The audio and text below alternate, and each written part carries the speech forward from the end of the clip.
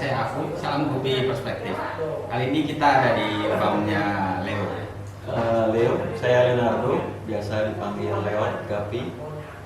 Leo itu D-nya ada Inisial kan? Nggak ada. Leo itu dari Leonardo, saya ambil inisialnya jadi Leo. Oh, saya singkat gitu. kirain Leo apa gitu. Ternyata dari Leonardo gitu. Ya, namanya cuma Leonardo aja. Mau tanya ini kira-kira udah berapa lama ya Mas? Pelihara Gapi. Nah, Saya pelihara Gapi sudah kurang lebih 3 tahun. Terus mulai bisnis punya farm layout Gapi itu kurang lebih 2 tahun terakhir lah. Cuman peliharanya sudah 3 tahun. 2019 saya pelihara. Saya buka layout Gapi itu 2019. Cuman saya pelihara Gapi 2018. Belajar dulu saya. selama hampir 3 tahun lebih ya udah. Iya. Prestasinya juga tadi saya lihat piala-pialanya juga udah. Kan belajar dari Koafu juga kan. Jadi sementara ini fokusnya saya lihat banyak yang ekor delta ya. Iya. Memang lebih fokus ke ekor delta. Saya lebih suka dengan ikan kualitas yang bisa dibuat kompetisi, kontes ya. Tapi kan jenis lain kayak sekarang ekor pedang dan gitu. Banyak memang jenis-jenis yang lain, cuman lebih menarik di kelas utama gitu. Kalau misalkan kita bisa menang di kelas utama, itu kayak prestisnya lebih tinggi lah dibanding itu. Padahal juga menang semua kontes juga membanggakan, cuman ya lebih menarik aja di kelas delta. Tantangannya lebih banyak. Maksudnya Pesaingnya, bikinnya juga kesulitannya. tingkat itunya dibandingkan ekor lain gitu. Iya, padahal ekor lain juga susah sih sebenarnya. Cuman apa ya, lebih ini aja, lebih persaingannya lebih ketat lah kalau di kelas utama. Karena banyaknya peminatnya juga Iya. banyaknya yang ikut gitu. Iya betul.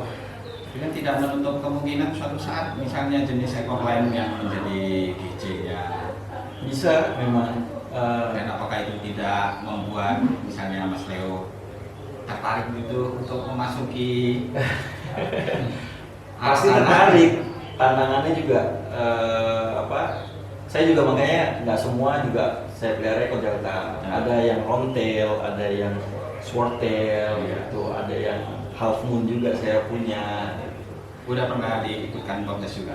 Pernah juga, tapi yang banyak menang kelas delta sih, delta tail. Jadi sementara lebih fokus ke Iya, delta. fokus ke delta. Saya lihat juga untuk sistemnya tadi kan yang di Depan. itu, yang di sini Masih manual ya? manual ini masih itu semua standar semua seperti dulu ya. Jadi belum ada pakai pipa-pipa, cuma akuarium, aerator, biofoam. Perawatannya dan pakannya? Kalau perawatan sederhana aja, perawatan ya sifon seminggu sekali. Kalau kelihatan udah terlalu kotor saya sifon, terus pakan saya pakai Artemia sama pelet. Pakan hidup ya Artemia, terus pakan pabrik saya pakai pelet.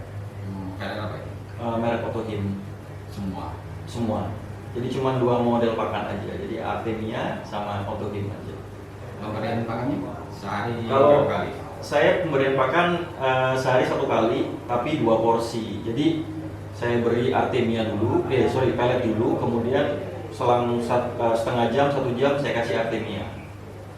Jadi cuma sekali Sehari.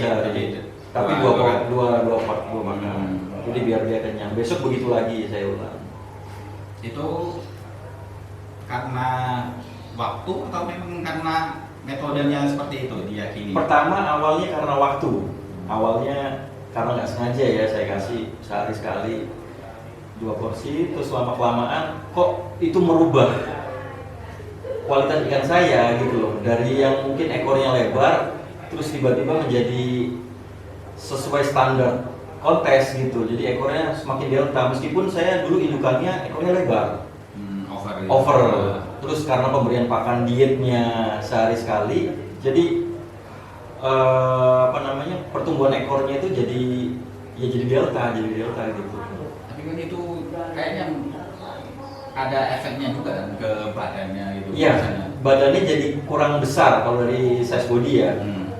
Jadi dia memang akan kalah dengan ikan yang makan sehari 2 kali atau sehari 3 kali gitu.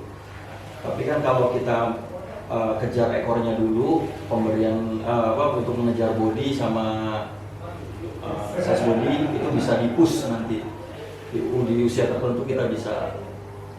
Kalau untuk misalnya ikan yang disiapkan buat kontes, apakah pemberian pakannya juga tetap sama seperti itu atau ada khusus gitu? Pertama sih sama aja ya. Cuma kalau sudah disendirikan, kan kalau dia sudah mau masuk kualitas kontes, kalau saya sendirikan, terus perawatannya lebih intens lah di sana. Perhatiannya juga, kebersihannya juga lebih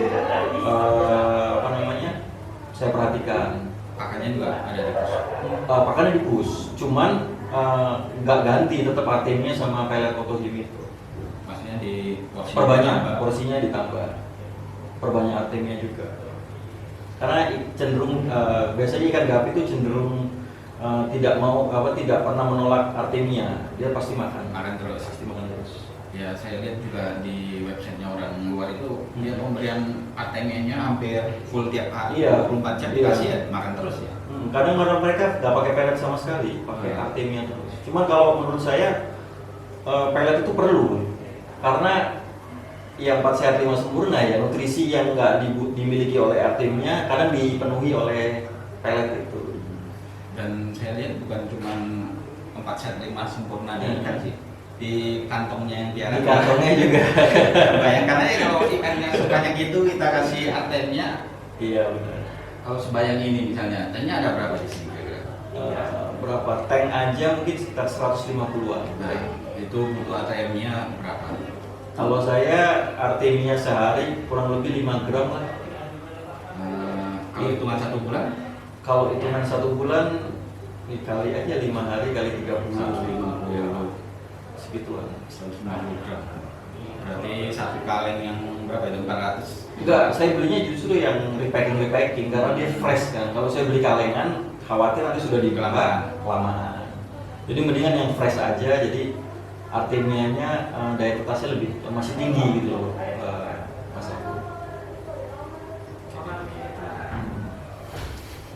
Sebelum main ini dulunya katanya hobinya di reptil tarantula atau iya. Jadi sebelum saya terjun ke dunia gapi, memang saya dulu penghobi tarantula, arachnid. Saya juga pernah main reptil juga, tapi kembali lagi ke ikan. Karena memang ada kaitan dengan masa kecil. Dulu saya kecil suka pelihara ikan. Jenis apa? Cupang, beta, iya. Dulu kalau kita pulang dari sekolah kadang suka beli tuh. Nah, Suka diadu gitu. suka diadu. Dulu kan aduan ya, bukan buat hias ya. Nah, akhirnya kenangan masa kecil itu ngebawa saya sekarang terjun lagi ke hobi ikan ini. Tapi ini yang paling awet sih, hobi yang paling awet ya gapi. Berarti dulu di tarantula di reptil nggak sampai selama ini ya? Nggak sampai selama ini. Padahal memang saya suka, cuman kayaknya racun gapi ini lebih kuat lagi gitu. Karena kita kalau udah terjun susah untuk Nggak ada bosannya. nggak ada bosannya. Yang sampai sekarang masih jadi favorit, yang maksudnya jenis yang paling disukai gitu. Jenis yang paling saya suka itu sky blue, topaz. Topaz. Sorry. Kalau yang albino tuxedo, topaz. yang corak, Kalau corak albino yellow cobra. Albino yellow cobra juga saya suka. Terus lace, red lace itu mulai suka ya. list itu kan termasuk susah ya untuk ini. Susah banget, banyak rejectnya. Bahkan kalau menurut saya pribadi rejectnya itu 95%.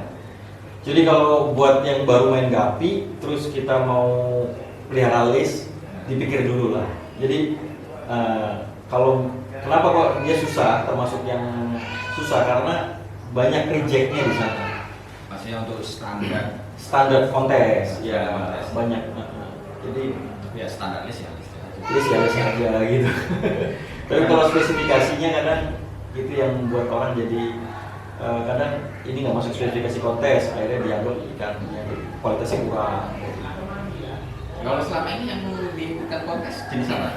Saya ada Yang sering menang di kontes. Black Moscow, terus ya solid juga, Blue Moscow, albino yellow cobra, sama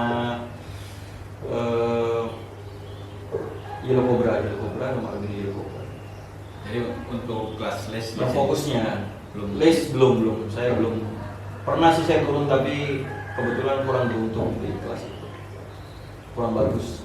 Tapi kedepannya mungkin akan Ya mencoba ke sana. mudah-mudahan lebih baik lagi, bisa nyetak ikan-ikan les yang sesuai spesifikasi kontes.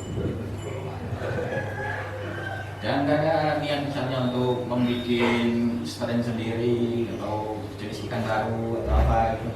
Ada niatan, cuman karena waktunya karena fokus kita untuk bikin satu jenis aja, memperbaiki kualitas aja udah susah sekali kan. Nah, Ketambahan lagi ilmunya belum sampai ke sana. Ilmu saya belum sampai ke silang menyilang gapi untuk mencari strain baru. Kan sudah ada masternya di sini kan. kan ada yang bilang kan nggak usah pakai ilmu tuh, yang penting kan ada tempat, ada ikan, masukin campur-campur, jadi tinggal sini. Iya. Tapi kayaknya nggak semudah itu deh. Semudah itu. Nggak semudah itu untuk bikin strain baru. Kalau tiap hari harus di kesini ngerawat, kira-kira Kalau- waktu yang habiskan buat ini? Kalau tiap hari sih sebenarnya kebutuhan utamanya pemberian pakan.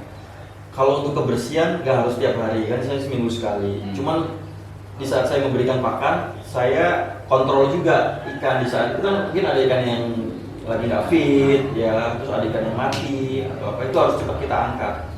Jadi jangan kita biarin dia stay di tank itu, nanti takutnya mengkontaminasi yang lain. Sekalian seleksi. Sekian seleksi ada yang bagus, sortir, kita angkat. Kira-kira habis 1 jam. Lebih bahkan, bisa 2 jam 3 jam lah satu hari. Dan ada tips mungkin yang dibagikan ke teman-teman di Kopi Perspektif, gimana caranya merawat ikan biar dia masuk standar kontes gitu. Kalau tipsnya sih sederhana aja sih. Jadi kita mulai dari mencintai gapinya dulu. Kita kalau sudah mencintai, kita pasti mau belajar, kita pasti mau cari tahu ya, cari tahu banyak tentang gapi. Akhirnya kita juga bertanya juga pada yang sudah terjun di gapi lebih awal. Nah, kita tinggal amati, tiru, modifikasi aja. Jadi kita melihat, kita belajar ATM dan modifikasi sesuai dengan tempat kita. Disesuaikan. Ya, karena tiap tempat pasti berbeda-beda teknik dan caranya. Iya, betul sih. Mungkin yang di sini kalau diaplikasikan di tempat lain belum Nggak sama. cocok. Tuh. Mungkin dari airnya, dari waktu perawatannya atau bagaimana. Mungkin kalau di tempat saya sehari 1 kali kasih makan, tapi mungkin di teman-teman bisa Di tempat saya sehari 2 kali. sehari 2 kali. Di tempat sehari full mungkin sehari 5 kali. Sehari 5 kali ya. Rajin di pushnya biar cepat. Cepet beranak. Nah, mungkin ada kalau misalnya saya baru main gapi biara, kira-kira menurut Mas Leo itu lebih bagus gimana? Kita beli satu jenis, 1 pasang, terus kita beli 3 jenis, atau kita beli 3 pasang tapi 1 jenis? Kalau menurut saya baiknya beli 1 pasang dan 1 jenis. 1 pasang atau Satu pasang 1 jenis dulu, kita amatin dulu, kita rawat dulu ya. Yang pertama itu ikan itu hidup. Jadi nggak usah mikir ikan itu jadinya bagus atau enggak. Hidup dulu kalau untuk pemula ya. Nah, Kalau sudah hidup, nah nanti mau naik ke kualitas, mau cari jenis lain, silakan monggo. Cuman sambil dipelajari lagi karakteristiknya, terus genetiknya gitu. Tapi kalau yang paling penting yaitu kita sudah mencintai ikan gapi tersebut, terus tahu perlakuannya, tapi jangan tergoda dengan jenis yang baru. Kalau menurut saya kayak gitu, karena resikonya kalau kita baru awal terjun ke gapi, terus kita main jenis-jenis banyak jenis ya, pasti membutuhkan banyak tempat, waktu dan perhatian, terus sama modal juga pastinya. Jadi apalagi kalau ikan kita sampai sakit, mati, akhirnya demotivate dan motivasinya menurun. Nah, jadi kita bukan malah semangat pelihara gapi, malah akhirnya malah terbengkalai, males gitu. jadi misalnya teman-teman kalau mau piara ya mending mulai dari satu jenis aja dulu ya. Satu jenis dulu. Lebih bagus ya kalau dia bisa beli 2 pasang atau apa, Iya. biar cepat banyak dulu. Tapi satu jenis. Terus fokus ke sana sambil belajar. Iya. Nanti baru tambah jenis. Tambah jenis. Daripada banyak jenis nggak keurus, akhirnya malah nggak ini. Nggak bagus hasilnya. Terus ada tambahan lagi misalnya untuk kalau kita disuruh milih gitu, apakah harus sistem modern atau manual gitu biasa? Kalau saya sih untuk awal ya sebaiknya sistemnya sederhana aja dulu, yang kita mampu Ini dulu aja. ya. Jadi jangan langsung kita bikin yang sistem yang modern, tapi karena prinsip saya gini, yang penting isinya, jangan pikir kemasannya dulu. Tapi kalau isinya sudah baik, kalau mau dikemas dengan baik ya monggo gitu loh. Nah, pertama ya pasti isinya dulu, kualitas ikannya juga harus diperhatikan, terus cara meliharanya juga harus benar, baik gitu. Setelahnya kalau memang mau dan mampu untuk membuat jadi sistem modern dan punya cukup capital ya gitu. Terus ya silakan monggo. Karena itu kan butuh biaya besar juga ya untuk Lumayan, iya. iya. Sistem seperti Iya. itu. Takutnya apa? Nanti kalau pas begitu pelihara terus dia bosen, sudah terlanjur keluar modal lumayan, kasihan dan sayang gitu loh. Jadi minimal ya ada rak, terus Minimal rak, akuarium, aerator mungkin, biofoam, sama satu mungkin ya pakan, obat, probiotik, banyak. Jadi ya banyak. belum lampu-lampu. Belum lampu-lampunya gitu, listriknya gitu. Pasangin AC. Ya. Oh enggak lah. Enggak. Mungkin ada beberapa teman yang pakai heater mungkin ya, karena kan dingin.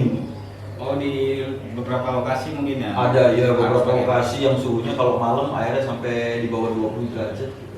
Tapi di Surabaya kan jarang. Panas, kalau di tempat kita ini panas.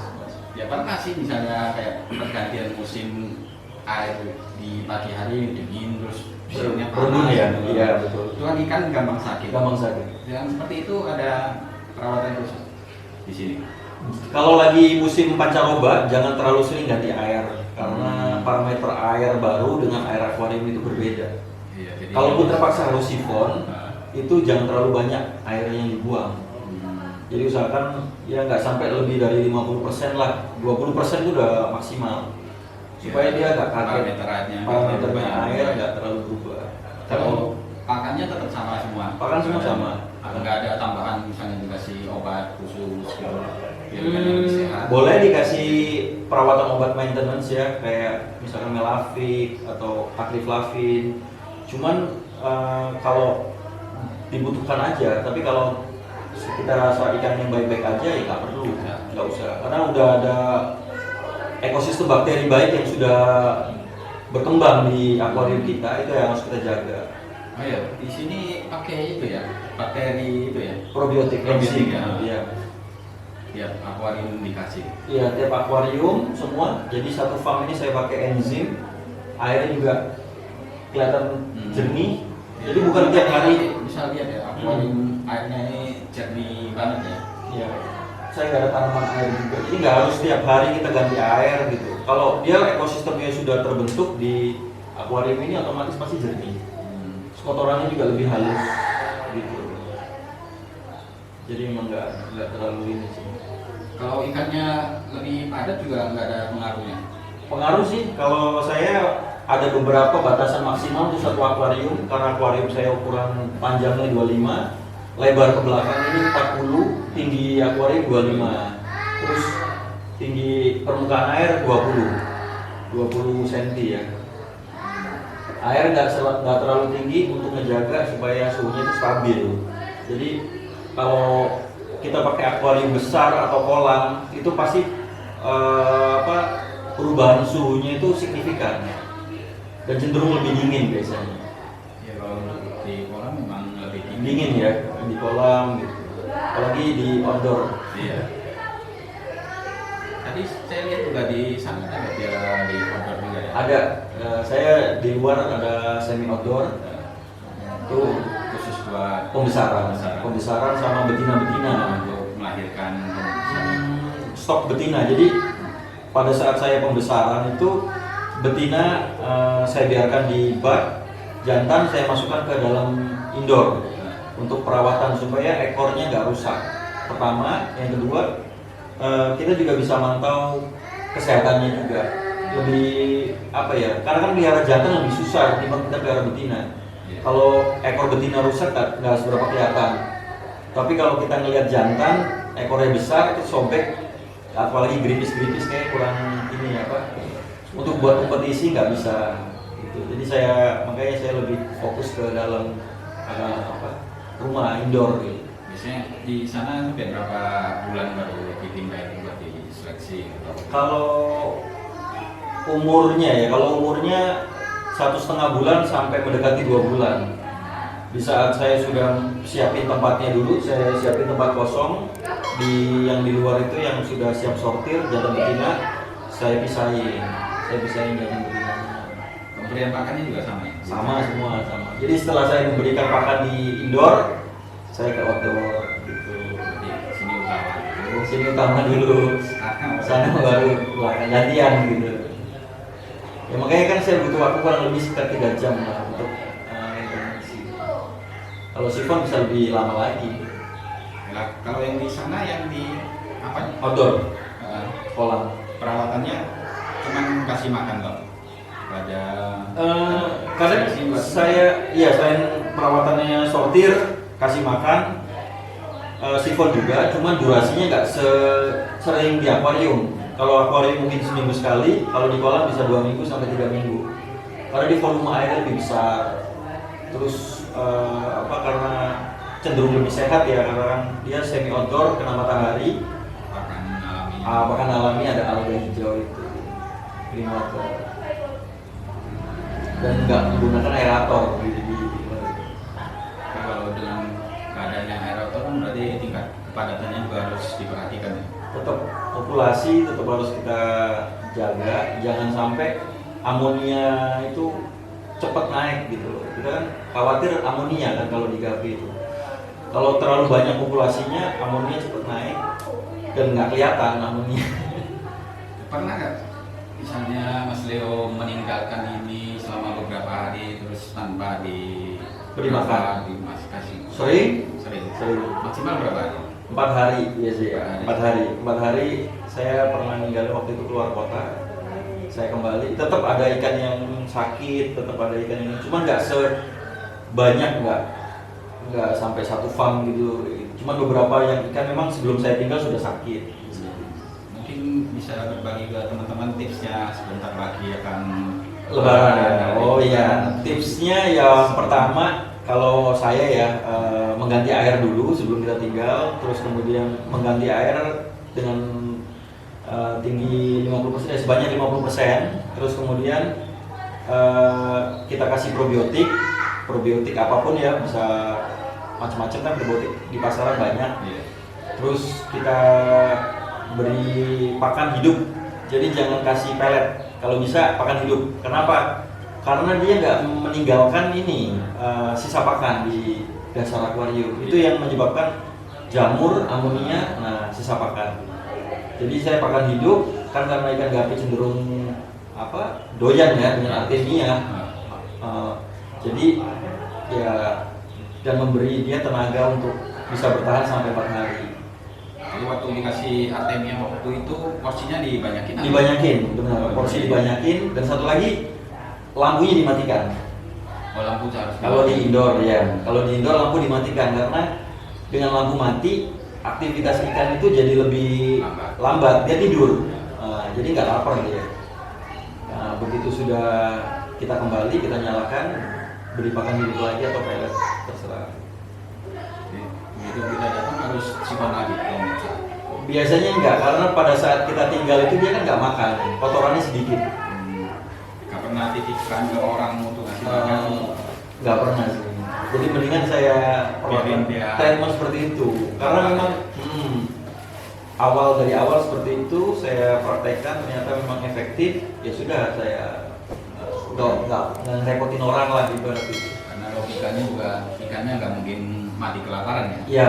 Daripada mati kekanyangan ya. Iya, mendingan Salah makan. Iya, mendingan nggak kasih makan karena ikan gapi ini bisa bertahan seminggu bahkan lebih ya. Karena kan kita kalau kita tahu kita pas pack ikan di dalam kantong plastik dia bisa bertahan lama kan. Iya, ada yang nggak emang sampai 1 minggu ya. Nah, seminggu saya pernah kiriman sampai 1 minggu. Cuman ya hal-hal seperti itu kan paling setahun. Ya, jarang lah, jarang kita Kalau sering-sering itu kan juga Kasihan, nggak ya. bagus buat ikannya. pertumbuhannya nanti jadi kurang bagus. Oke, sampai di sini dulu. Mungkin nanti kalau ada kesempatan kita akan main-main lagi. Boleh. Terima kasih Mas Leo. Oke, makasih Mas Aku udah mampir ke sini, Gapi Perspektif.